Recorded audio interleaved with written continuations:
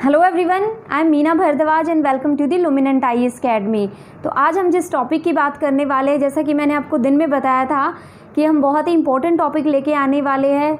और ये इम्पोर्टेंट, या हम कहें कि इसकी इम्पोर्टेंस इसलिए भी ज़्यादा है क्योंकि ये कल प्रधानमंत्री जी ने अनाउंस भी किया है। तो उसी के बाद हम ये वीडियो लेके आए हैं। तो इस वीडियो में हम क्या पढ़ने वाले हैं कि सेल्फ रिलायंट एक कैंपेन, या हम कहें सेल्फ रिलायंट इंडियन कैंपेन, आत्मनिर्भर भारत अभियान के बारे में जो कल प्रधानमंत्री जी ने बताया है उसके बारे में बात करते हैं कि आखिर वो था क्या। उसके साथ ही बहुत ही इम्पोर्टेंट जो कल पैकेज अनाउंस किया गया है उसके बारे में आज शाम को 4 बजे वित्त मंत्री यानी हमारी निर्मला सीतारमण जी जो फाइनेंस मिनिस्टर हैं हमारी, उन्होंने उस पैकेज के कुछ मेजर्स अनाउंस किए हैं। तो उनकी बात करते हैं और वो भी जानने बहुत ही ज़रूरी है। तो चलिए बात करते हैं कि आखिर ये है क्या। तो सबसे पहले हम बात करते हैं कि कल जो प्रधानमंत्री जी ने कहा कि भारत को सेल्फ रिलायंट होना पड़ेगा, तो उसका क्या मतलब है। उनका मतलब था कि एक सेल्फ रिलायंट इंडियन कैंपेन होना चाहिए जिसमें हमारे जो लोकल प्रोडक्ट होंगे उनकी वैल्यू बढ़ानी है हमें, यानी जो हमारे लोकल प्रोडक्ट है उसे हमें एक इंटरनेशनल लेवल पे लेके जाना है और हमें बाहर की कंपनीज़ पर रिलाई नहीं करना है।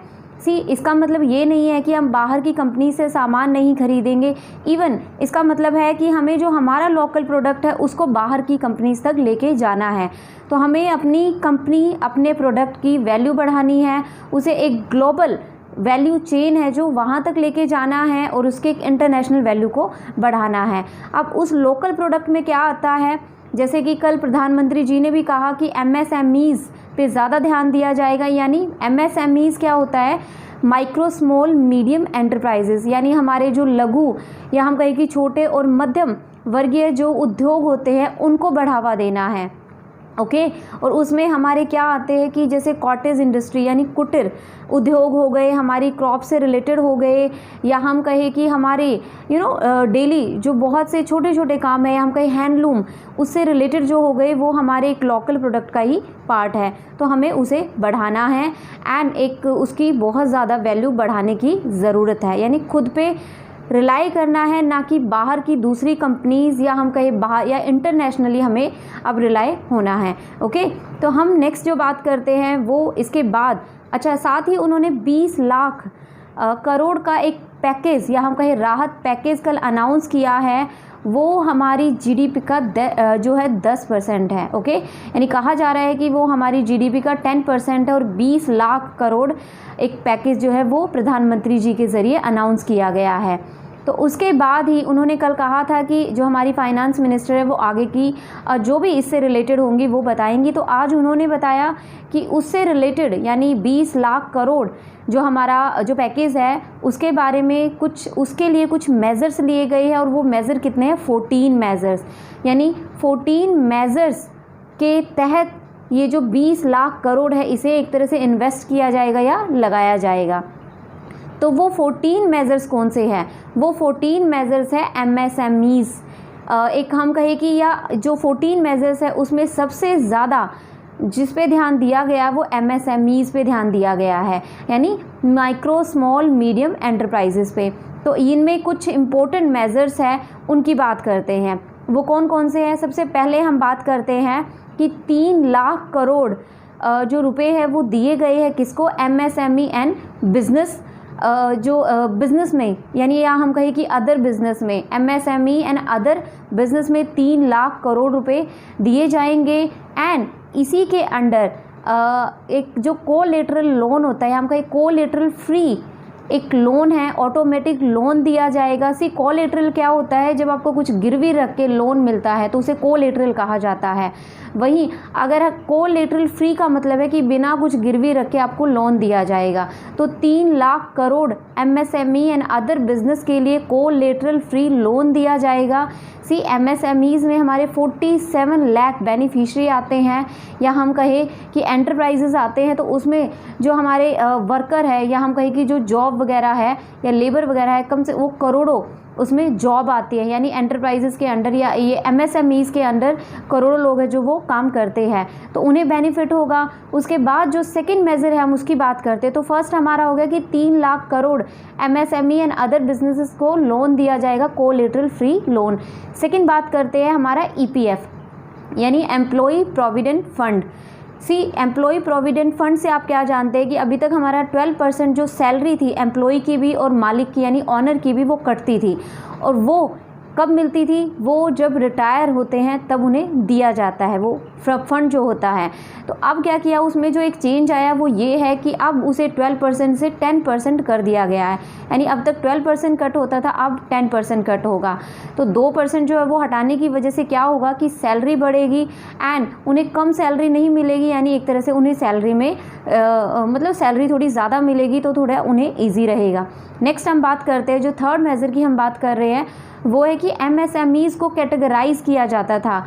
कैसे किया जाता था, पहले सिर्फ इन्वेस्टमेंट बेस पे कैटेगराइज किया जाता था किसको, MSMEs को, लेकिन अब उस कैटेगरी को डिफ़ाइन करने का एक तरीका चेंज कर दिया गया है, और वो कौन सा है कि इन्वेस्टमेंट के साथ साथ अब टर्नओवर भी जोड़ा जाएगा। यानी MSMEs के अंडर कौन से एंटरप्राइजेज आते हैं, या हम कहें कि मीडियम कौन से हैं, स्मॉल कौन से हैं, माइक्रो कौन से हैं, उनका एक पता लगाने के लिए क्या चेक किया जाता था, उनका इन्वेस्टमेंट चेक किया जाता था कि कितने लाख कितने करोड़ तक वो इन्वेस्ट कर रहे हैं। अब क्या किया है कि इन्वेस्टमेंट के साथ साथ उन एंटरप्राइजेस का पता लगाने के लिए कि वो लघु है या मध्यम वर्गीय है, तो इसके लिए क्या किया है गवर्नमेंट ने कि इन्वेस्टमेंट के साथ अब निवेश के साथ अब टर्नओवर भी जोड़ा जाएगा, यानी इन दोनों को मिला के चेक किया जाएगा, उन्हें कैटेगराइज किया जाएगा कि कौन सी मीडियम है, कौन से स्मॉल है और कौन से माइक्रो एंटरप्राइजेज है, हम कहीं उद्योग हैं।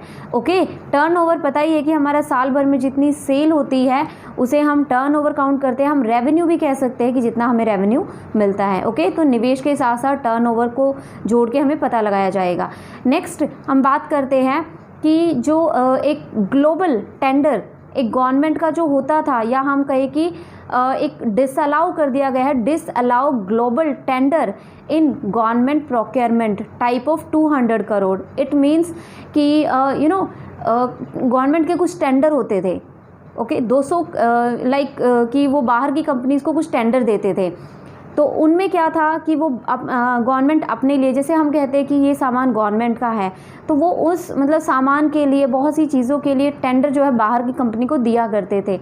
लेकिन अब गवर्नमेंट ने कहा है कि जो 200 करोड़ तक का जो टेंडर होगा उसे डिसअलाउ कर दिया जाएगा। यानी डिसअलाउ का मतलब है कि अब उसे जो लोकल एंटरप्राइजेस होंगे, या हम कहें कि जो हमारी कंपनीज़ होगी, इंडियन कंपनीज़ होगी, उसे दिया जाएगा, और बाहर की कंपनी को 200 करोड़ से ज़्यादा का टेंडर दिया जाएगा। इसका मतलब है कि 200 करोड़ तक का टेंडर हमारी ही जो देश की कंपनियां होंगी, या जो हम कहें कि जो एंटरप्राइजेज होंगे, उन्हें दिया जाएगा, और इससे ज़्यादा या इससे बड़ा जो होगा वो बाहर की कंट्रीज़ को दिया जाएगा। ओके, नेक्स्ट हम बात करते हैं, ये इम्पोर्टेंट है, डिस्कॉम सेक्टर से रिलेटेड है, यानी 90,000 करोड़ जो है वो दिया जाएगा किसको, डिस्कॉम सेक्टर को। यानी हम कहें कि 90,000 crore liquidity injection for discom. It means कि डिस्कॉम क्या होता है, हमारी पावर से रिलेटेड है। ओके, डिस हमारा क्या होता है कि एक तरह से हमारी इलेक्ट्रिसिटी, हम कहें कि पावर से रिलेटेड है, एक कंपनी है हमारी। दूसरा हम बात करें कि कंपनियां हमें इलेक्ट्रिसिटी कैसे प्रोवाइड करती है। सबसे पहले जो हमारी पावर होती है वो सप्लाई, उसे जनरेट किया जाता है। ओके, जो हमारी पावर होती है उसे जनरेट किया जाता है, एक कंपनी है जो उसे जनरेट करती है, उसके बाद उसे ट्रांसमिशन के लिए कंपनी के पास भेजा जाता है, यानी दूसरी कंपनी के पास उसे ट्रांसमिशन के लिए भेजा जाता है, फिर उसे डिस्कॉम के पास भेजा जाता है, और डिस्कॉम हमारे घर तक पहुंचाता है। यानी घर घर तक पहुंचाने का काम किसका होता है, डिस्कॉम का। ओके, तो यानी पहले इलेक्ट्रिसिटी जनरेट की जाती है कंपनी के ज़रिए, फिर दूसरी कंपनी के ज़रिए उसका ट्रांसमिशन किया जाता है, एंड देन वो डिस्कॉम के पास जाती है, और डिस्कॉम हमारे घर तक उस पावर को पहुँचाता है। तो लॉकडाउन की की वजह से और इस कोविड की वजह से क्या हुआ है कि उन्हें बहुत ज़्यादा नुकसान हुआ है। फैक्ट्रीज़ बंद हुई, इंडस्ट्रीज़ बंद हो गई है, तो उनका जो कंजप्शन था लेवल वो कम हो गया, यानी उनकी डिमांड जो है कम हुई है और उससे उन्हें बहुत ज़्यादा नुकसान हुआ है। तो इसीलिए 90,000 करोड़ जो है वो डिस्कॉम सेक्टर को प्रोवाइड किए गए हैं। ओके, नेक्स्ट हम बात करते हैं कि जो हमारे कॉन्ट्रैक्टर थे उनकी 6 मंथ, अगला मेज़र है हमारा कि जो कॉन्ट्रैक्टर थे उनकी 6 मंथ एक्सटेंड कर दिया गया है।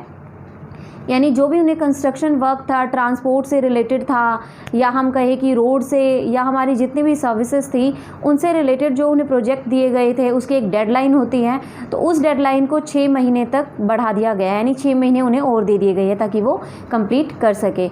ओके, नेक्स्ट हम बात करते हैं TDS की। TDS क्या होता है कि टैक्स डिडक्शन एट सोर्स। जब भी हम कोई पेमेंट करते हैं तो उस टाइम पे TDS होता है, यानी हमारा जो टैक्स होता है वो कट जाता है। यानी जब भी हम कोई पेमेंट करते हैं तो उसमें हमारी एक तरह से टैक्स होता है वो कट जाता है, तो उस टैक्स को रिड्यूस कर दिया गया है, उसे 25% कर दिया गया है, जिससे कि हमारी जो लिक्विडिटी है वो बढ़ सके। ओके, यानी tax deduction at source, TDS को 25% कर दिया गया है। नेक्स्ट हम बात करते हैं कि जो टैक्स है,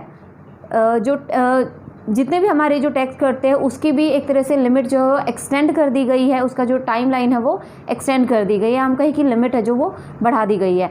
उसके अलावा हम बात करते हैं रेरा, यानी जो रियल एस्टेट हमारी है, रियल एस्टेट को जो प्रोजेक्ट्स दिए जाते हैं, बड़े बड़े मेजर जो प्रोजेक्ट्स दिए जाते हैं वो रियल एस्टेट के होते हैं, लाइक बिल्डिंग्स बनवाना या बहुत बड़ी जो कंस्ट्रक्शन का काम होता है वो रियल एस्टेट का होता है।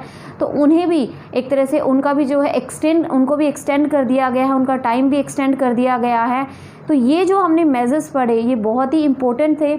जस्ट लाइक कि फर्स्ट हमने पढ़ा कि 3 लाख करोड़ MSMEs में दिया जाएगा। सेकंड हमने पढ़ा कि EPF फंड को 10% कर दिया गया है। थर्ड हमने पढ़ा कि MSMEs को कैटेगराइज कैसे किया जाएगा, अब इन्वेस्टमेंट और टर्नओवर को मिला के किया जाएगा। उसके बाद गवर्नमेंट ने जो उनके टेंडर होते थे उन्हें डिसअलाउ कर दिया गया, यानी 200 करोड़ तक के जो टेंडर होंगे वो इंडियन कंपनीज़ को ही दिए जाएंगे, और वो भी ज़्यादातर जो हमारे जो MSMEs वगैरह हैं। उसके बाद हमने पढ़ा कि जो हमारा डिस्कॉम सेक्टर है उसमें 90,000 करोड़ का उसे एक लिक्विडिटी इंजेक्शन दिया गया है, लिक्विडिटी उसके प्रोवाइड की गई है। दूसरा अगर हम बात करें तो उसके बाद जो कॉन्ट्रैक्टर है उनकी 6 महीने की जो टाइम लिमिट है उसे बढ़ा दिया गया है। एंड देन नेक्स्ट जो हमारा है वो जो हमने TDS के बारे में पढ़ा, यानी टैक्स डिडक्शन एट सोर्स, उसे 25% कम कर दिया गया है। उसके बाद हम बात करते हैं कि जो हमारा टैक्स है उसकी भी लिमिट, उसे भी हम कहें कि उसे बढ़ा दिया गया है, उसकी लिमिट बढ़ा दी गई है, या हम कहें टाइमलाइन बढ़ा दी गई है। एंड जो नेक्स्ट था क्या कहते हैं, रेरा, यानी रियल एस्टेट की जो कंस्ट्रक्शन है, या हम रियल एस्टेट को जो प्रोजेक्ट दिए हुए थे उन्हें भी एक तरह से उनका जो टाइम है वो एक्सटेंड कर दिया गया है। तो ये जो थे वो बहुत ही मेन मेजर्स थे जिनके बारे में जानना बहुत ही ज़रूरी था। और जो कल प्रधानमंत्री जी ने अनाउंस किया वो सेल्फ रिलायंट एक कैंपेन था। तो आई होप कि आपको समझ आया होगा, आपको पसंद आया होगा। Please share it as much as you can, ताकि जो भी इनसे रिलेटेड है या उन्हें पता चले कि गवर्नमेंट ने क्या क्या अनाउंस किया है और उन तक पहुंच सके। ओके, सो वीडियो कैसी लगी मुझे ज़रूर बताइएगा। And thank you so much. Please like it, subscribe it and share it. Thank you so much.